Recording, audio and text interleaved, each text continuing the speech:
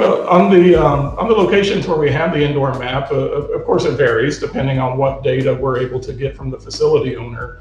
But generally, it's a floor plan type data. It shows us the room names, the room numbers when numbers exist.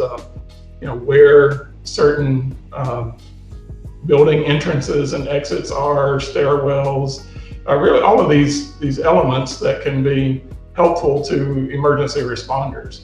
On the more advanced floor plans, we're able to see things like where fire extinguishers are located, or where indoor cameras are located, and the AED defibrillator devices, where they might be located. Yeah, for buildings that we have indoor mapping, what the call taker receives is a graphic display of the property with the overlay of the indoor map or floor plan that's geo-referenced to that location. So they're able to see a precise graphical display of where the 911 caller is calling from.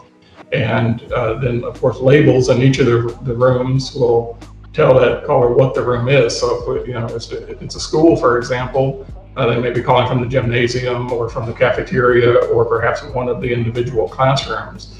But not only is that information displayed, but the entrance points to the building to be able to guide a responding police officer, or if this is an active crime scene, the entrance and exit points of the entire building are graphically displayed so that information can be relayed to responders as well.